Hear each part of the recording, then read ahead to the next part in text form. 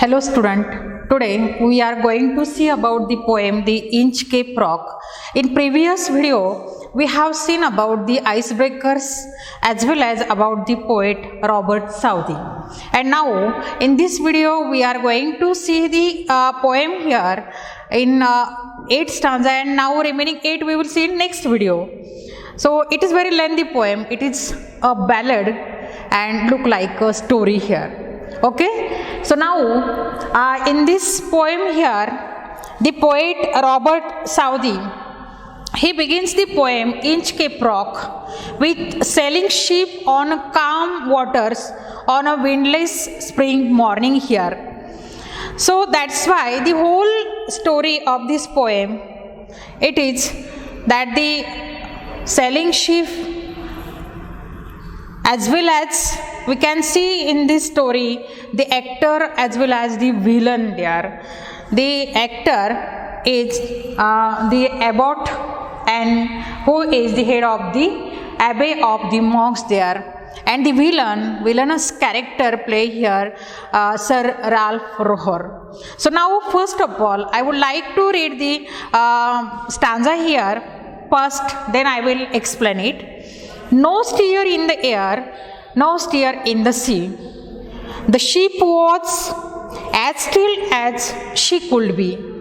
Her sails from heaven received no motion. Her keel was steady in the ocean.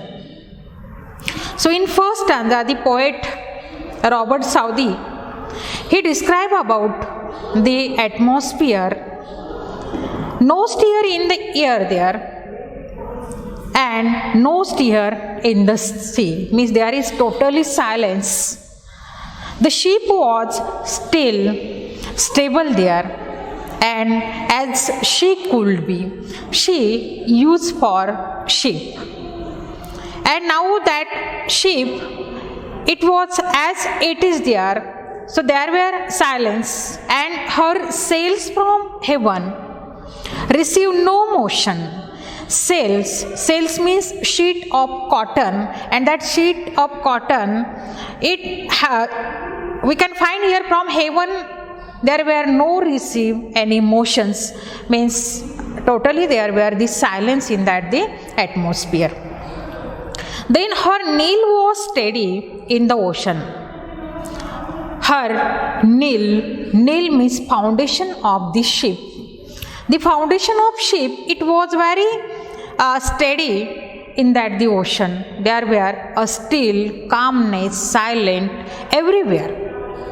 In first stanza, the poet Robert Southey, he explained about the atmosphere in that the ocean and the silence place. So there, the first line we can find there is the repetition figure of speech, and in repetition figure of speech there is the repetition of the words.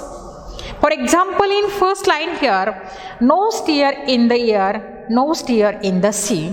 The word steer, it is used pleasingly. The word steer, it is used pleasingly, so that's why it is the repetition figure of speech. Then second also we can find here the alliteration. The alliteration figure of speech also in this stanza, that is, the ship was as still as she could be. Is the beginning letter S, ship S, and then still there is also S. So that beginning letters S is repeated. The beginning sound is repeated there, so that's why it is the alliteration figure of speech. Okay, in second stanza, without either sign or sound of their shock, the waves flowed over the Inchcap Rock. So little they rose, so little they fell, they did not move the Inchcap bell. In second stanza, the poet described about the waves there, and how that waves, without either sign or sound of their shock, the waves flowed there. The waves, they are very soft and little there. They cannot make any sound. They cannot make any sign. And they float over the inchcap rock there. So that's why there is no any symptom, or they cannot, the sailors, they cannot understand about the inchcap rock there. Due to that, the waves here. And so little that waves they rose, so little they fell down.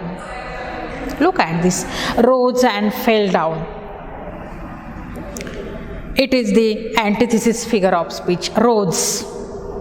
And then secondly, they fell down. The two opposite words are used in this line. So that's why it is the antithesis figure of speech.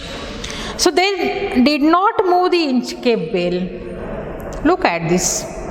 The poet explained here that waves, they are very little there, and due to that they cannot make any sign, they cannot make any sound, and that's why they did not move the inchcap bell there. Means through this first and second stanza we can understand that the whole atmosphere is totally calm there.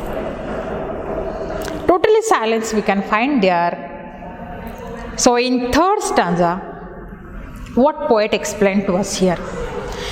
The abbot of Aberbrothock had placed that bell on the inchcap rock on a buoy in the storm. It floated and swung, and over the waves it warning rung. In third stanza, the poet described about that the abbot. The abbot, he was the head of abbey of monks there. He was a priest, a Christian priest, and that the abbot of Aberbrothock had placed the bell on Inchcape Rock. And abbot, he was the hero of that the story, of that the ballad, of that the poem here, the Inchcape Rock. So he placed the bell on the Inchcape Rock on a buoy. In the storm it floated and swung. How he placed that the bell on the Inchcape Rock? Look at this. There were a buoy. Buoy means that is the floating object. Buoy, that is floating object anchored in the sea to mark a dangerous place there. So he placed that bell on the Inchcape Rock, and Inchcape Rock, it was a very notorious, very dangerous rock. Due to that rock there were so many accidents happen. So that's why abbot, he installed that bell on that the Inchcape Rock there. On a buoy in the storm it floated and swung. See the intention of that abbot. It was very good intention. He want to do good for the sailors there, because he knew about that what's happened due to that the Inchcape Rock. So that's why he installed there a bell, and that is the Inchcape bell. And on that the buoy in the storm it floated and swung, and over the waves it warning rung. When there were a high tide, and that time that floating object or the Inchcape bell, it gives the warning to the sailor, and that is good for the every sailors there. So then they turn their ship, and also that is good things for themselves. So in fourth stanza, what's happened here? What he want to explain to us in fourth stanza? See, when the rock was hit by the surge swell, the mariners heard the warning bell, and then they knew the perilous rock and blessed the abbot of Aberbrothock. See the result, what's happened there? In third stanza, we have seen about install a inchcap bell on that the inchcap rock. In fourth stanza, when that sailors they see that bell, when they heard the sound of that the bell, what's happened there?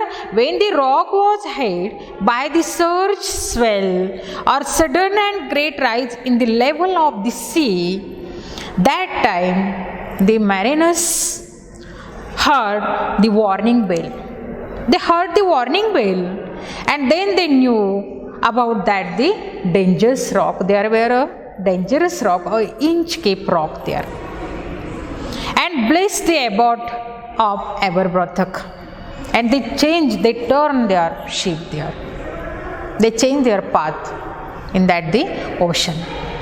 And as well as they would like to bless the abbot of Aberbrothok because he installed that inchcap bell on the inchcap rock there.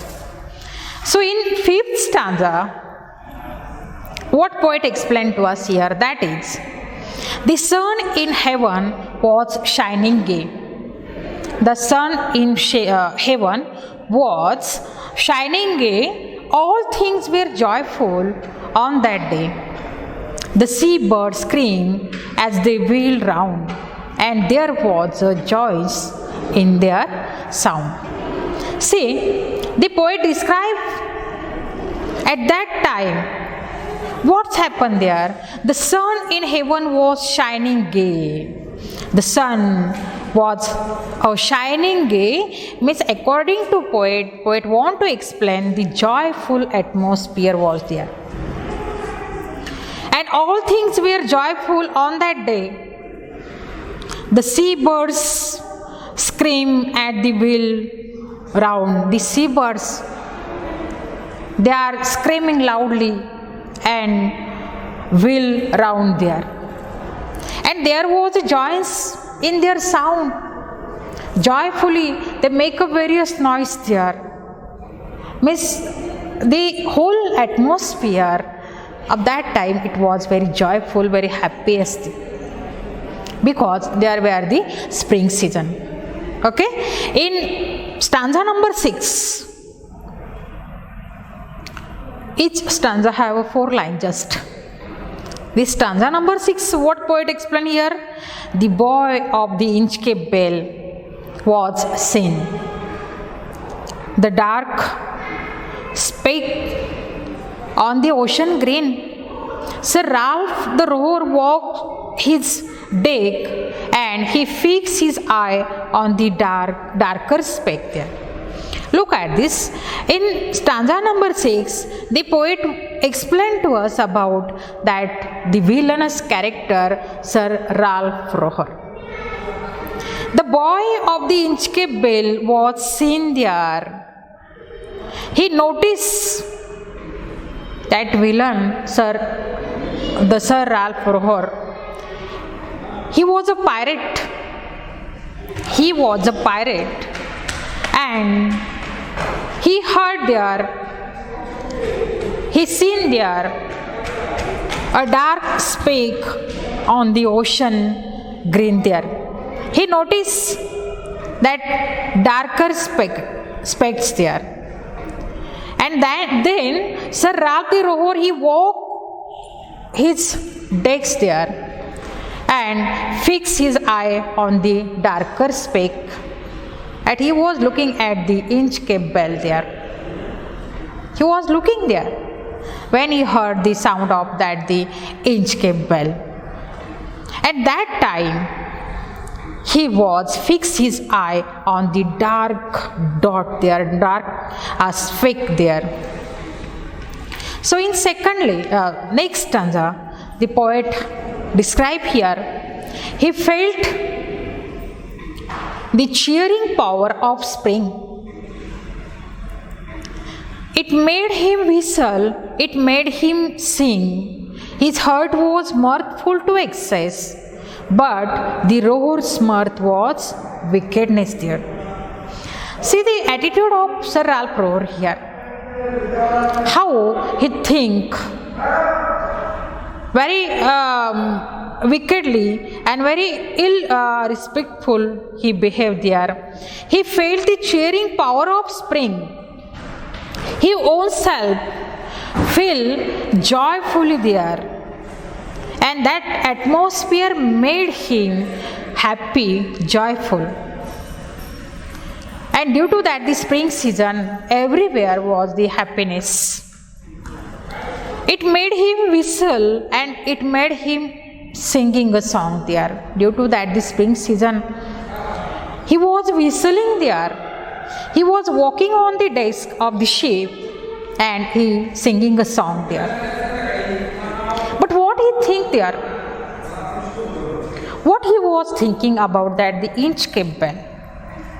See here. His heart was mirthful to excess. His heart, it was very joyful, very mirthful to excess there. But the Rohr's mirth was wickedness there.